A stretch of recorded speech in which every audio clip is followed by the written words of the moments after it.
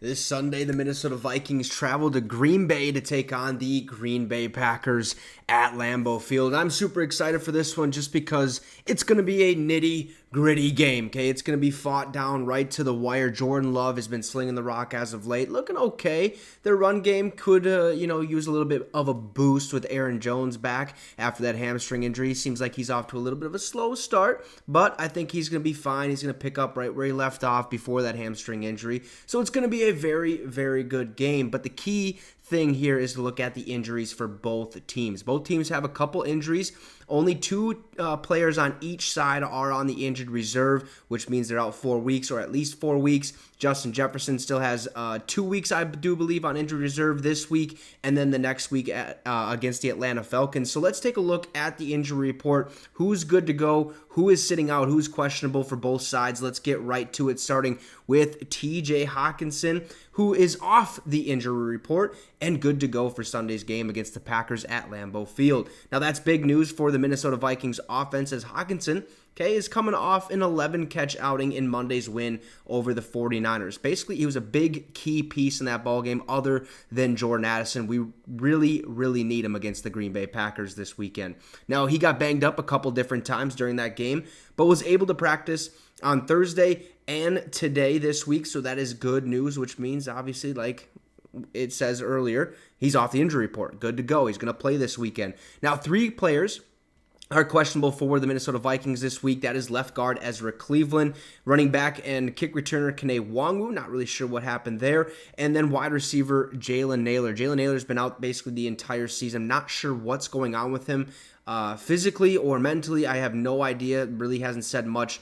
I know he suffered an injury early on in training camp or at the end of preseason and really just hasn't seen the field at all, which is kind of a bummer because I was hoping to see him at least somewhat this season due to the fact that he has a lot of speed, can play in that slot position, but now Brandon Powell has had to step up because Justin Jefferson's out, Jalen Nailor's out, so now it's Brandon Powell's turn. And he's been doing, at least from what I can see, exceptionally well. Played pretty decent football against the 49ers. Now, Ezra Cleveland is dealing with a foot injury that he picked up in the fourth quarter of that Bears game a couple weeks ago. He was unable to play against the 49ers, which meant Dalton Risner, our boy, got his first start with the Vikings, and it's unclear who would get the start at left guard this weekend if Cleveland is medically cleared. Risner played well against San Francisco, but Cleveland was also playing well prior to getting hurt. Now, you could say they're both playing exceptionally well at this point, but I like to see Dalton Risner back in the game because he doesn't allow any pressures, he doesn't allow any sacks, he's a very consistent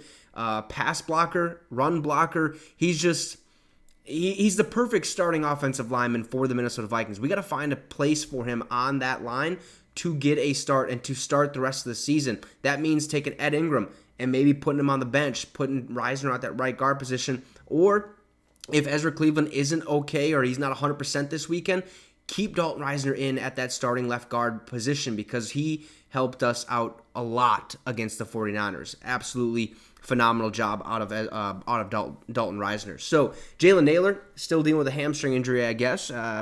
Didn't think he would be out this long, but sometimes wide receivers can miss 8 weeks with a hamstring injury. It all depends on how well or how fast you can heal from that. Now, he is still on injured reserve and nearing the midway point of his 20-day window to be activated.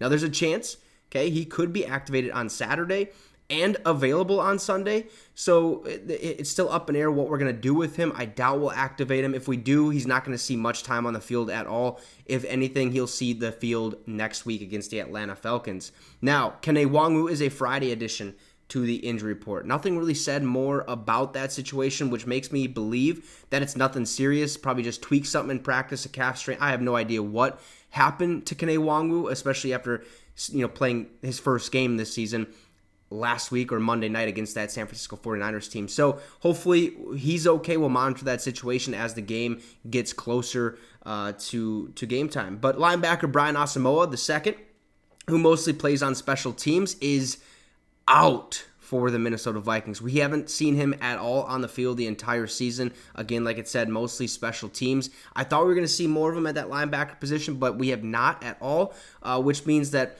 this isn't a big hit to the Minnesota Vikings. At least I don't think so. It just means that our depth at the linebacker position is going to be a little less full, if you will. Now the Packers, had Jareer Alexander, who's dealing with a back injury, Luke Musgrave, an ankle injury, and Preston Smith, who's dealing with an illness. They had him at practice on Friday after those 3 players missed Thursday's session. Now Alexander, Musgrave, Josh Myers, and Devondre Campbell are all listed as questionable. If I had to guess, Jareer Alexander probably going to play. It is a back injury. Who knows how serious it is, but you just, take some shots and some icy hot, and you're good to go. He's an NFL athlete. He'll be fine. He should be ready to rock and roll this Sunday. Musgrave, again, not 100% sure what's going to happen with him. If he does get cleared, I would expect to see him on a pitch count, maybe, because they did get Tucker Kraft is their other tight end. But if Musgrave's good to go, he might be that go-to tight end starting basically the majority of the game. Preston Smith, illness. Again, that's just, maybe sick, got the flu, maybe he has a stuffy nose. I don't know what's the case, but he's going to be ready to rock and roll this Sunday if that clears up, which I'd assume he has a couple days, right? Devondre Campbell, not really sure what's going on with him, but again, it won't matter if he plays or not. I think he's a pretty decent player for the Green Bay Packers. It's still going to be a gritty game. Now, again, we talked about players on injury reserve. Both teams have 2 players on injury reserve. That includes Justin Jefferson and Marcus Davenport for the Minnesota Vikings, and for the Green Bay Packers, David Bakhtiari, who will miss the entire rest of the season. Darnell Savage and Eric Stokes were added to the IR, I do believe, last week, if I'm correct on that one. But again, these aren't big blows to the teams. Both these teams have early struggles. Green Bay looks like they could be something special. So do the Minnesota Vikings. But there's something missing on each of these teams. Some spark is missing, but I think it's going to go right down to the wire. It's going to be a fun game.